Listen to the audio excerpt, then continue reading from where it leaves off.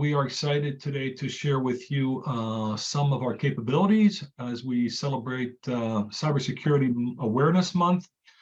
With me, I've got a couple colleagues, Blake DeShaw, Zeb Mellett from our partner Emergent, and Blake will go over a few initiatives that have been that have come out of an executive order from last year, and some of those guidelines resulting from it. We at Anglepoint are a software asset management provider. We provide consulting services around licenses, but with a heavy impact on security to ensure that your estate is safe as it relates to your licenses. So with no further ado, I'll hand it over to Blake, and we will open it up for discussion, for questions after the presentation. Thank you. Awesome. Thank you, sir. And thank you, everyone, for joining today. So for the agenda, we will get to the federal requirements. I know sort of the focus of this conversation, but we'll give some background before that. So we'll dive into 3 cybersecurity attacks and how they relate to the ITAM world. And then therefore, we'll dive into IT asset management and how that can work with security to better protect organizations, governments, and private institutions. Then we'll dive into the overview of the federal requirements and really going into what are the action steps. It is a 90-day memorandum before the first kind of stage has to be completed. And so I'm thinking a lot of people need to know, what comes next. And so we'll dive into that as we continue. So first of all, there's been several cyber attacks. They're always happening, probably right now as I speak, but we're going to focus on 3 and really why they happened, the damage they caused, and how they could have been prevented. So the 3 cybersecurity attacks that we're going to look at today is one is the Equifax data breach, which happened back in 2017. Then we'll dive into SolarWinds, as well as the Log4J incident, which happened in 2020 and 2021, respectively. So the Equifax timeline. So this was around Apache and a vulnerability that was identified by Apache on February 14th, 2017. Really what the vulnerability was that remote command injection could be parsed via the HTTP header. They published a fix on March 6th, excuse me. And so then there was a window to patch. Ideally, a company would begin patching immediately. They would know all their IT assets and be able to start identifying, what needs to be patched and fixed accordingly. As you can see here, the attack actually began on Equifax May 14th. So there's approximately 2 months where they had a window where they could have patched, and that attack lasted for approximately 2.5 months until Equifax finally was able to identify anything that was vulnerable and patch accordingly. On the right-hand side of the slide here, you can see almost 150 million customer data sets were compromised, over $1 billion in cost, effect to the Moody rating. Unfortunately, the CIO, CISO, and CEO all were forced to retire. And of course, no company or their employees want to be part of such an attack. Really quickly, this is just sort of how the attack happened. They found vulnerable servers and were unfortunately be able to locate those via the dispute portal servers of Equifax. This contained PII information, personal identifiable information. The attackers collected the login credentials, to additional servers and databases and remained hidden while maintaining a presence, and were able to capture almost those 150 million customer records before being noticed and therefore patched.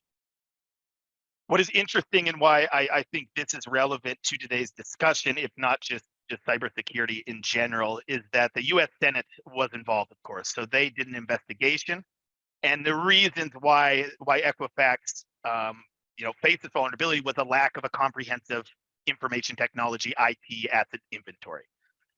Now, then that led to, of course, the inability to meet the patch management timeline, because what were you fixing?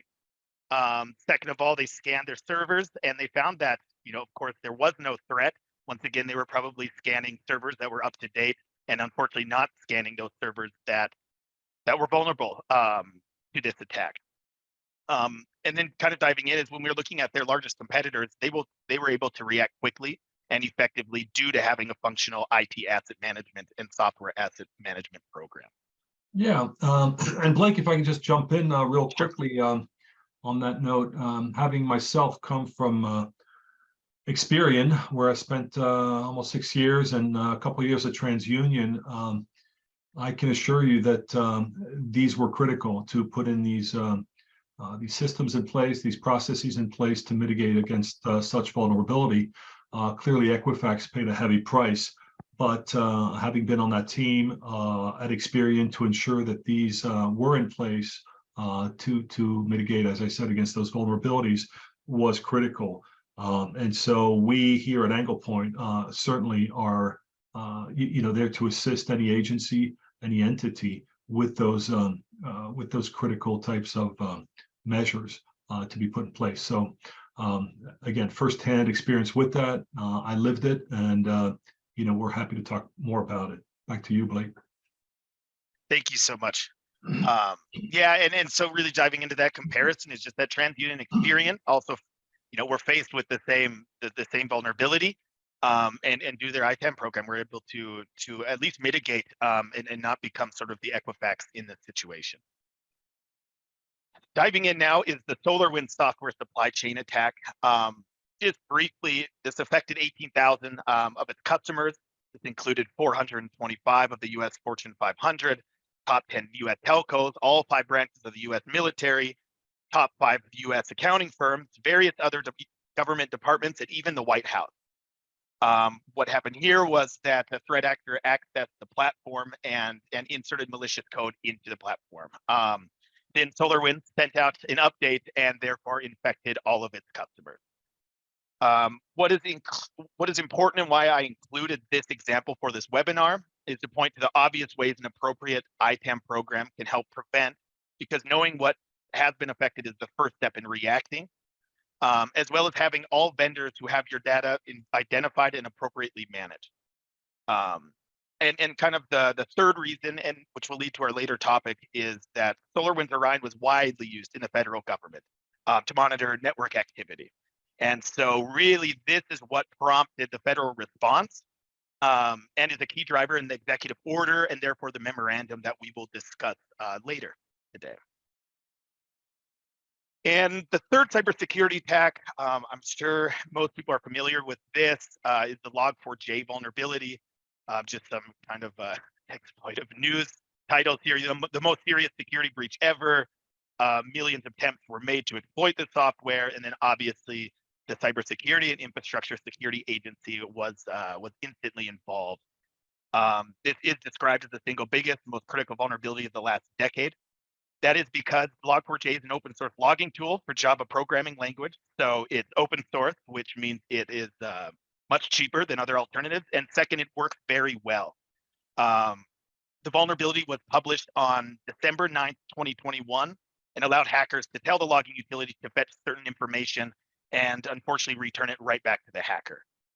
This was because of when developing there was good intentions, was to make life easier for developers, but unfortunately, and of course, knowing the cybersecurity world, it was weaponized.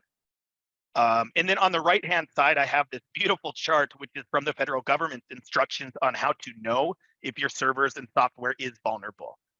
As you can see, that kind of straight line with the multiple green diamonds is checking the various patching of Log4j. If I remember correctly, when this came out, they had patched it and there was still vulnerability found, so they had to have another patch come out.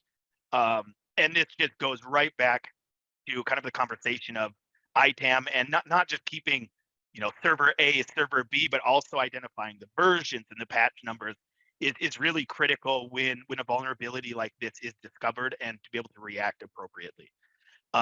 Both SolarWinds and Log4j, my team here at Anglepoint, we lost hours of sleep dealing with both of these vulnerabilities as we were helping our clients reach out to all of their critical software vendors to understand, A, are you using Log4j or SolarWinds? And B, have you started fixing it? It may seem like an easy task. You're just emailing and having that conversation. However, all of these vendors are now also checking all of their critical vendors, and maybe would give you the answer that we think we're not using it, but let us get back to you. And we saw that cycle through. I mean, it took probably 3 months from some of our critical vendors to really get a kind of certain concrete yes or no answer, which in the world of cybersecurity attacks is exactly the opposite of what you want to have to deal with. So moving on from cybersecurity attacks, we can dive into IT asset management. I'm not going to get into teach everyone how to do IT asset management. Of course, there are professionals, and most people, there are professionals with this type of background. But what I'm going to focus on is IT asset management and integrating ITAM with security into an overall IT strategy.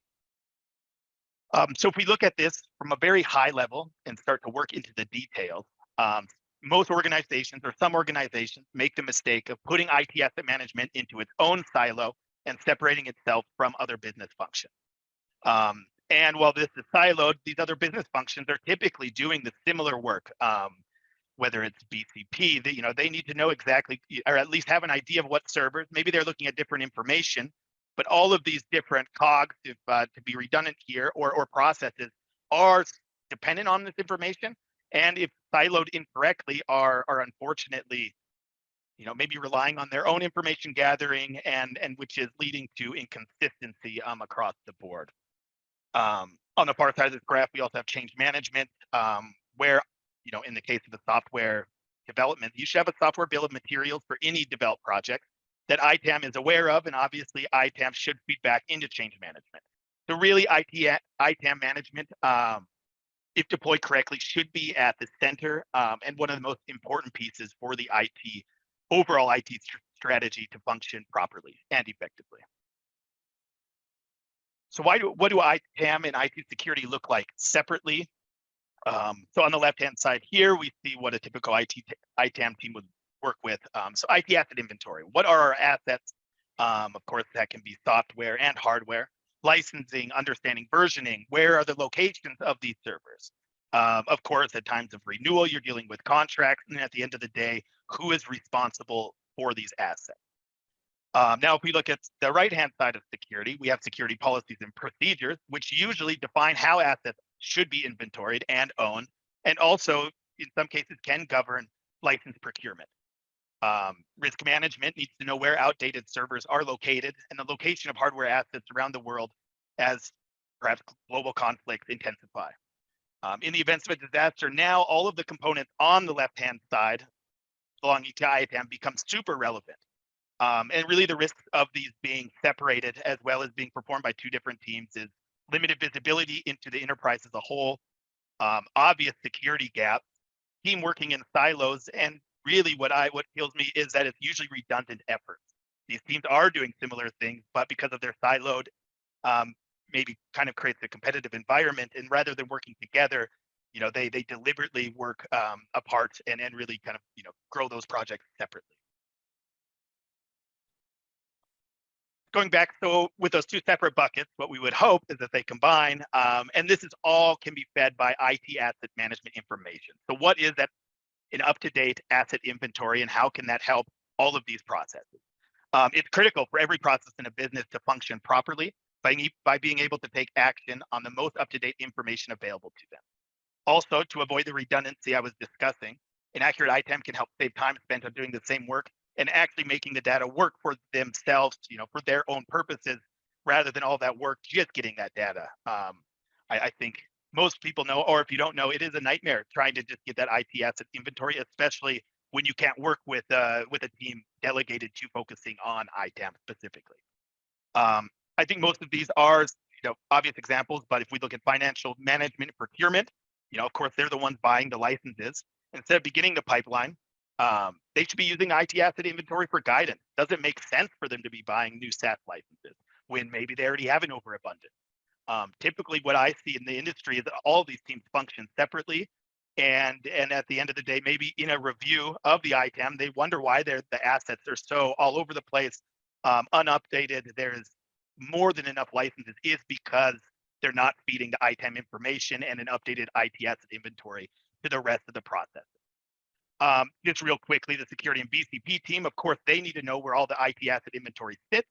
and they for sure do that work by themselves. So why not make it, kind of a source of truth? And then, of course, IT architecture and configuration management need an up-to-date list to do their jobs effectively. So some ITAM and cybersecurity challenges that both face is these are just kind of 6 topics. I won't go through each one, but the first is an asset inventory. I mean, obviously, so having all assets being identified is a task enough in hand, but it's not a one-time thing. This is something that has to be breathing and living constantly. It should be being updated every day, every week, every hour if necessary. And so it's really important that not only is it drawn up and created, but also maintained. Going to the next one is asset ownership. You can have these assets identified, but without an owner in terms of these disaster recovery events or even at billing times, if you don't know who owns these assets, it really starts to then, the boulder starts to roll down the hill. Who's responsible for these?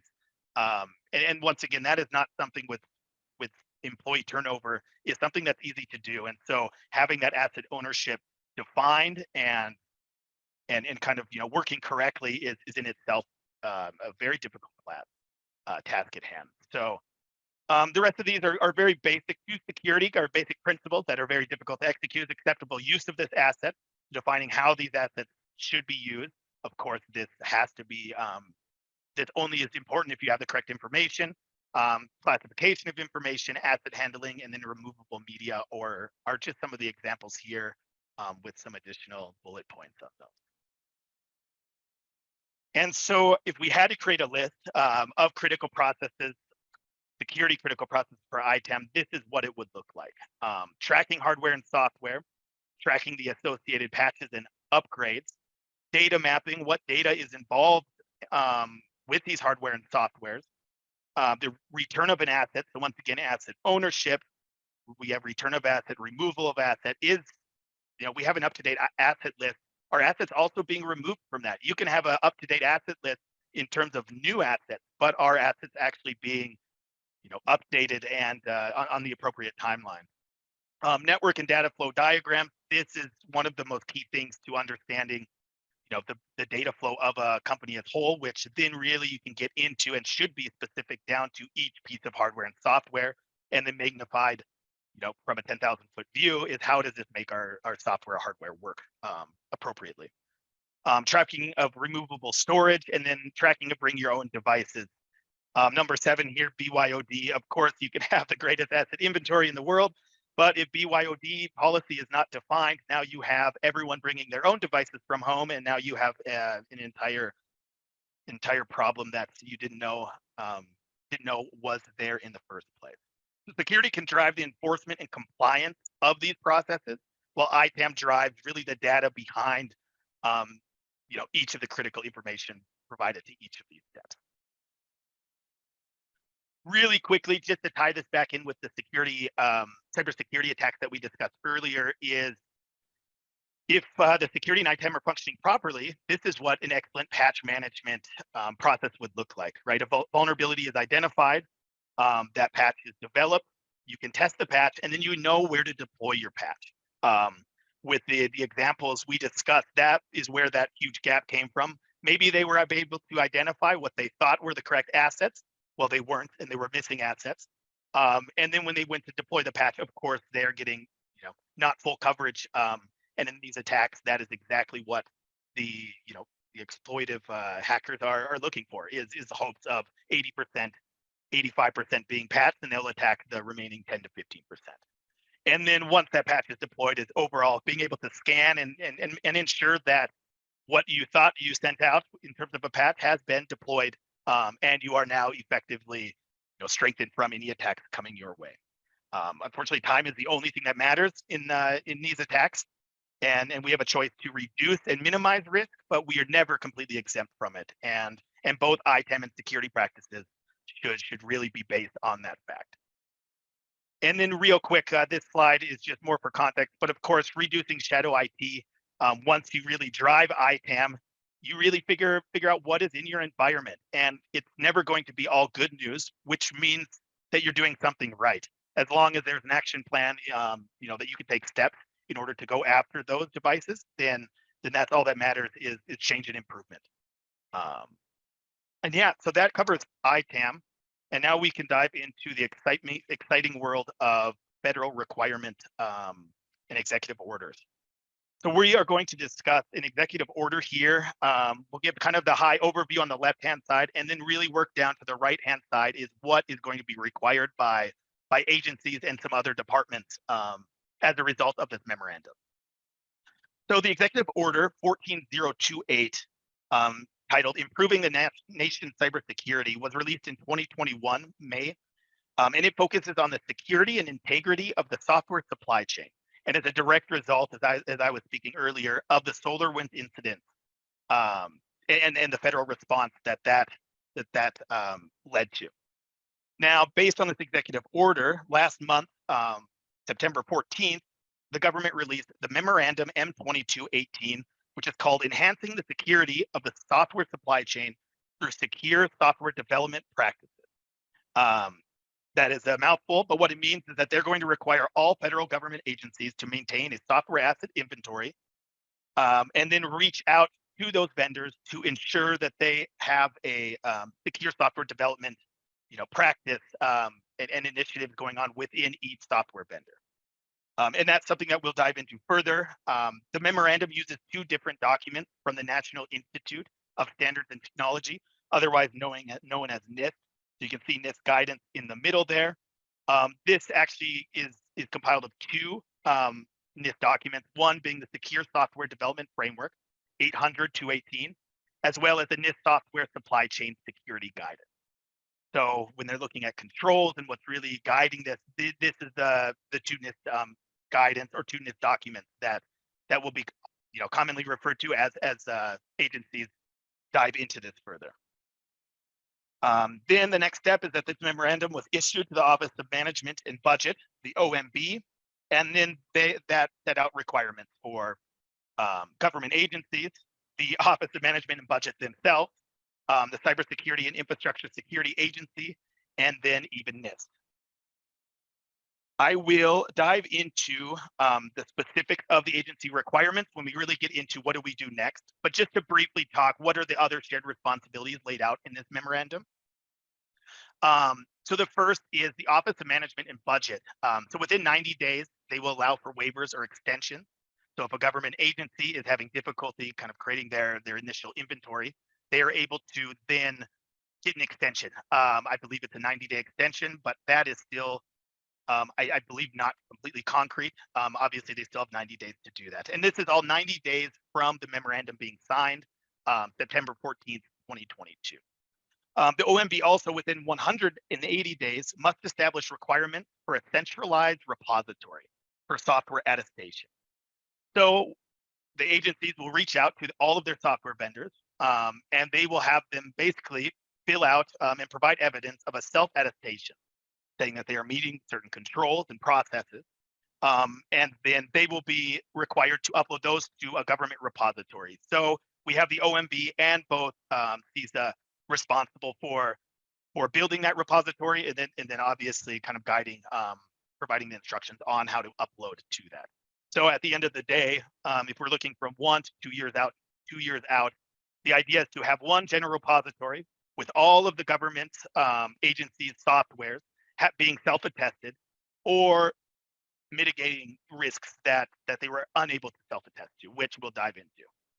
The CISA responsibility, I would say, it's more of an admin role, of course, but they will establish this standard self-attestation. So unfortunately, that is not available today. And so within 120 days, that should be released to the public or to the government agencies. Within 1 year, they need to establish the program to have that government-wide repository that I was discussing earlier. And then sort of the third is they will come out with a software bill of material for federal agencies. So in some cases, especially if an agency has designed their own software, the government wants to know, and of course they'll have to report on what does that software consist of. Maybe they were using Log4j, maybe they're using different components. That is what a software bill of materials is. And so the CISA will provide additional guidance on that. And then the final NIST responsibility is just that they will continue to update their guidance as appropriate. And here is the overview of the agency requirements. Once again, I will, in kind of the next stage, we'll split out each stages of these. So we'll have stage 1, stage 2 and 3, and then stages 4 and 5, and what that really means. What are the next steps? But just to give a quick overview, so stage 1 is to create a software inventory and also to determine criticality of said software. Stages 2 and 3 deal with creating the process and training to be able to validate these self-attestation letters received from the software vendor.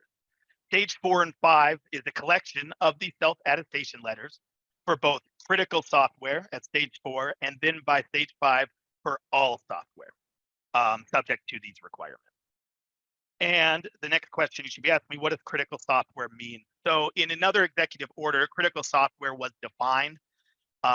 You can see here they have several bullet points, but really any software with elevated privileges, and that is performing a function considered critical to trust and or the function of the agency. Of course, that can be interpreted in various ways, but it's really important to really focus on the elevated privileges. And also, it's important, before we dive into the specifics, it's important to note that this memorandum applies to all forms of software.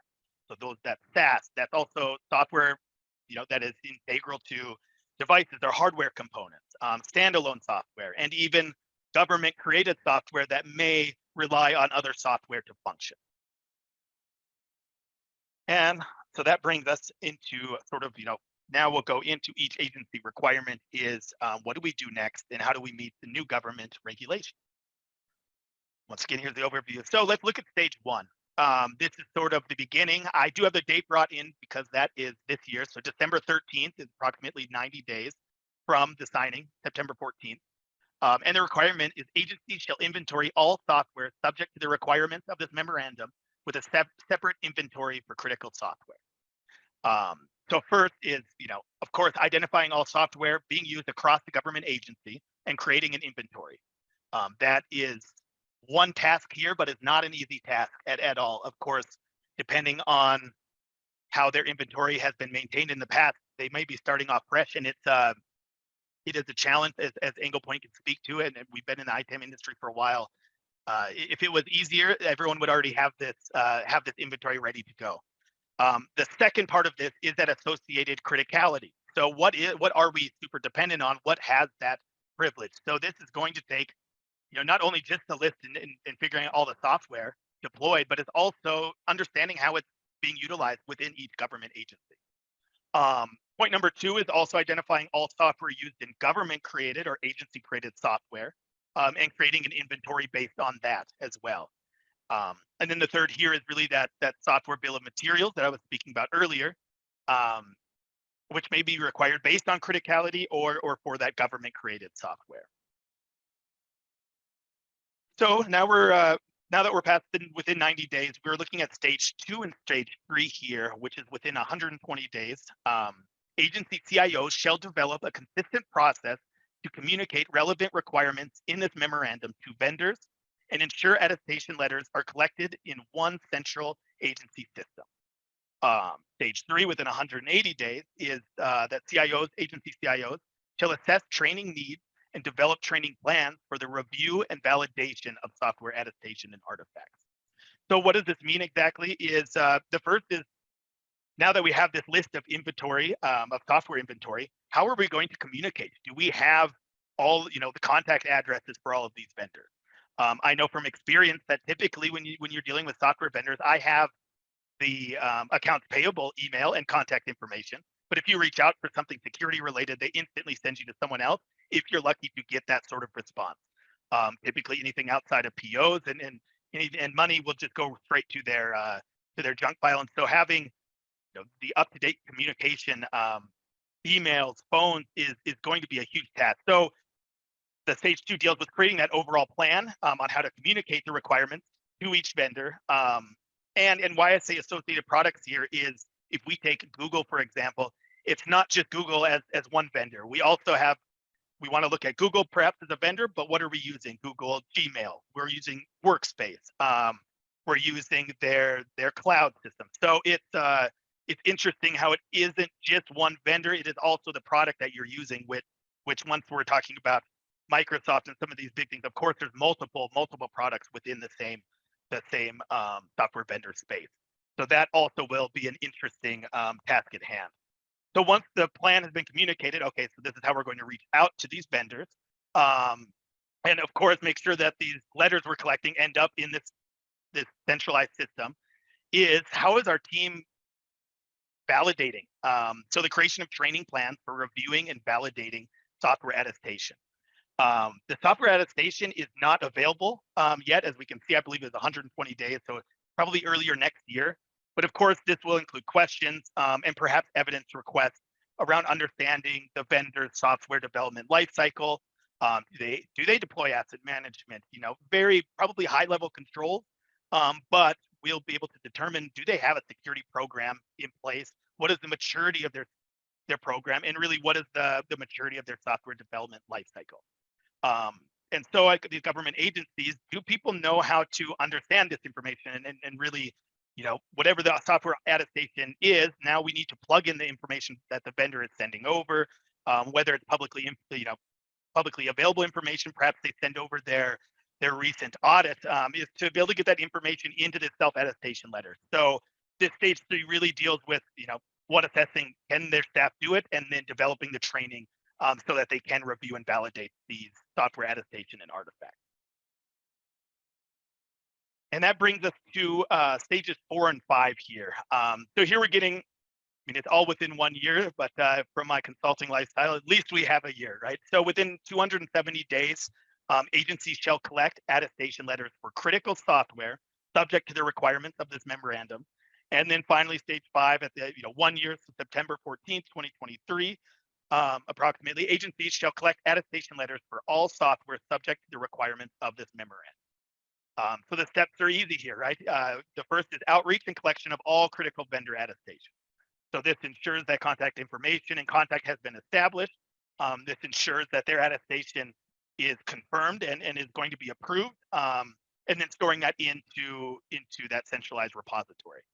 Kind of the second step is then, the outreach and collection of all vendor attestations. Of course, hopefully by the time critical vendors have been reached out to, this process should at least be able to function a little bit better. And when you're doing all vendors, I'm guessing, a list of critical vendors will account for 10 to 15% of your overall inventory, with the remaining being sort of in this non-critical kind of grading style. So, and the interesting part of this, which isn't really defined so far in this memorandum, but I'm sure will come out, is that with this attestation, some vendors will not be able to attest. And so if they say that, they're not able to attest to these certain practices laid out in this form, then the vendor is going to have to identify which practices they cannot attest and start documenting, what we consider in security, the classic mitigation of risk plan. Here, I believe they call it, the plan of action and milestones.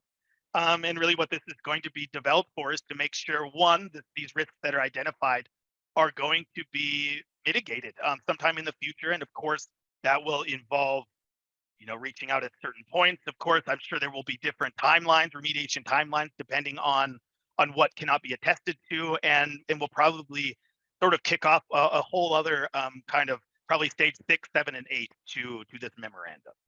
And I hope that helps. That is sort of, we really will plan to kind of dig into this deeper, of course, once we get the self-attestation documents and ensure that the NIST guidance has been updated. We're very good at this work, and it's exciting to see, because the federal government has been very much lagging in these requirements, and so it's exciting to see that, although it's 190 days to 1 year in timelines, it is critical. As we can see with the SolarWinds, we're still sort of dealing, how much data was taken from there is something that I don't think we will ever know, or at least it will be years from that area. And so if we can enact these policies and these sort of requirements now, it will at least protect as much as we can going forward. So by both creating a software asset inventory, it's not done previously, it takes a tremendous time of effort. And so the communication and verification of security documents and self-attestation letters requires a comprehensive understanding of not only project management, but of cybersecurity.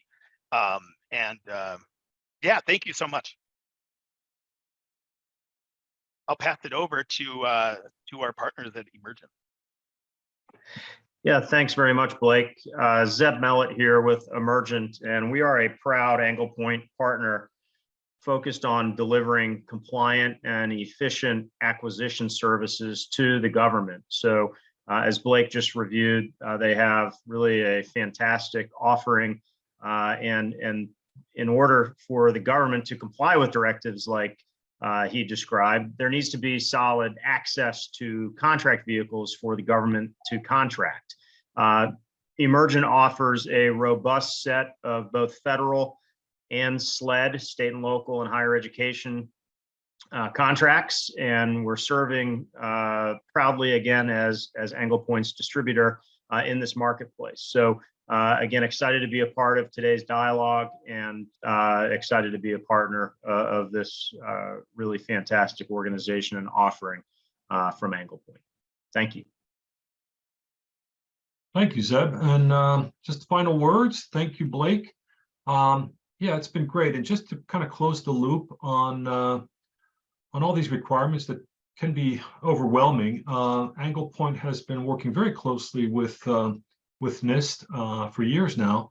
And so in conjunction with CISA and others, we're really at the forefront of all these standards and requirements, and have put together an offering to ensure that agencies can meet these milestones. So please let us know if you need any help for some of these or all of these.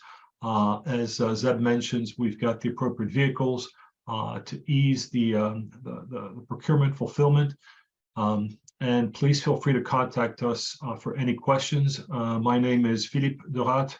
I head up public sector here at Anglepoint, and we collaborate very closely with Emergent, as Zeb mentioned. His contact information is also on these slides, and we'll make sure to get you a copy of these. I believe, right, Braden, we can provide these, make these available. Let me know where else we are. I think we're going to send them out directly, but also post them somewhere, Braden. Yep, that's right. Yeah, so we will be sharing this recording as well as the slides. The recording will go out tomorrow morning. It'll come in an email to all of you. And then the slides, if they're not included in that email, will come out next week. Wonderful. All right, so with that, we'll leave it open for any questions from some of our attendees. And if there aren't any, we are happy to give you back a few minutes, and we'll look forward to hearing from you in the near future. So we do have a question from Mr. Edwards, Greg Edwards. How realistic is it to get this done in the timeline given?